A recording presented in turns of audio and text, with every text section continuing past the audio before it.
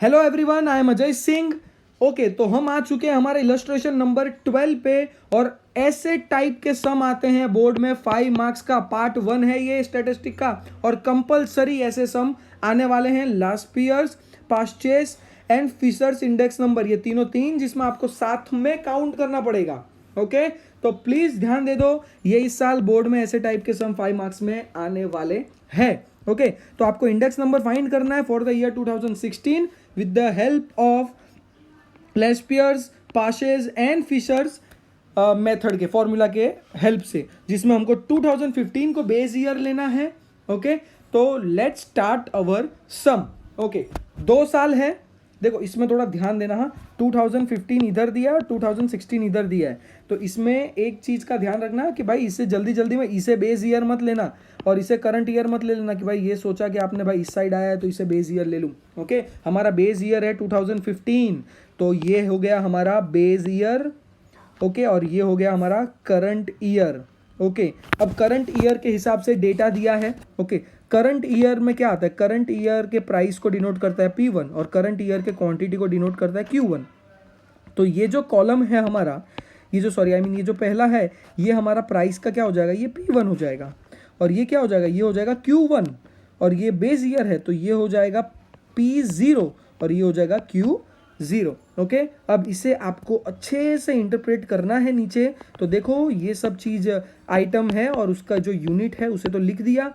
अब एक चीज़ है, अब इसे आपको इस तरह लिख देना है P0 Q0 P1 Q1। और वो कहाँ से लिखोगे आप? तो उसे ये जो हमें क्वेश्चन दिया है उसमें पहले से अवेलेबल है, सिर्फ आपको डेटा निकालने का। ओके, P0 करंट ईयर को सजेस्ट करता है, Q0 क्या सजेस्ट करता है? सॉरी, P0 बेस ईयर के प्राइस को, Q0 quantity of base year, P1 current year के प्राइस को और Q1 quantity of current year. Okay, ये आपको समझ आ चुका है। ओके, ये इतना डेटा लिख दिया है।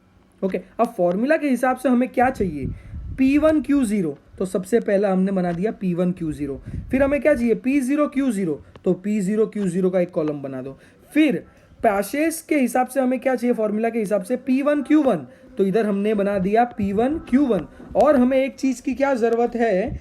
P0 Q0, तो हमने एक कॉलम बना दिया P0 Q0। ओके, मेरे को पता है ज़्यादा डिटेल में जाने की ज़रूरत नहीं है, आप लोगों को समझ आ चुका है। अब इसी तरह एक्ट करो। क्या है? P1 और Q0, तो सबसे वन के पे ये रहा P1 Q0। क्या है? Q0, बस इन दोनों का मल्टीप्लिकेशन।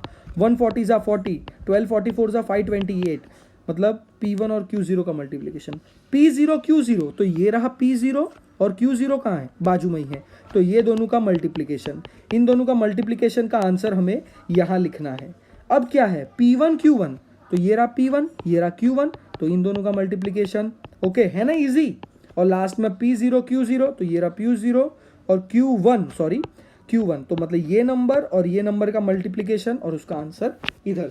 इस तरह सबका समेशन आपको मिल जाएगा। मैंने बोला कि भाई ऐसे आप आदत लगा देना कि भाई summation P1 Q0 is equal to summation P0 Q0 is equal to, ये सब थोड़ा सा लिख लेना। अब डायरेक्टली लास्पियर्स इंडेक्स नंबर में हम ये जो भी एंड वैल्यू आएगी 740 वो इधर रख देंगे। P0 Q0 कितना आया है? तो 669 आ गया।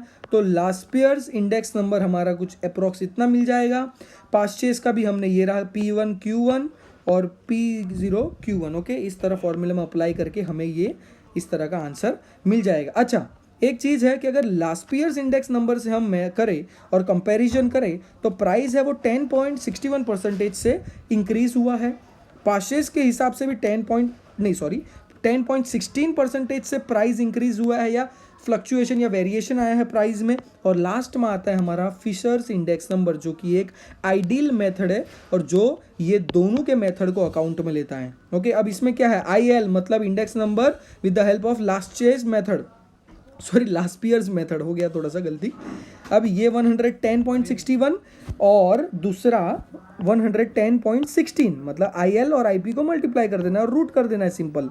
तो लास्ट में हमें कुछ ऐसा आंसर मिलेगा और उसके हिसाब से 10.38% से प्राइस इंक्रीज हुआ है। ओके, तो ये मेथड थोड़ा सा लेंथी है, लेकिन इसके जैसा इजी मेथड कोई भी नहीं है जिसमें हमें तीनों तीन लोगों के फॉर्मूला से इंडेक्स नंबर फाइंड करना है। लास्पियर्स, पाशेस एंड फिशर्स। ओके, और ये कोई हार्ड नहीं है, शांति से सम करो, इजी में इजी सम है। ओके, अब थोड़े से वेरिएशन आना स्टार्ट हो जाएंगे आने वाले सम्स में, लेकिन कोई बात नहीं। मैंने कहा है कि भाई statistic is all about practice. जैसे जैसे प्रैक्टिस करोगे वैसे वैसे कंसेप्ट क्लियर होगा। So don't panic, have patience.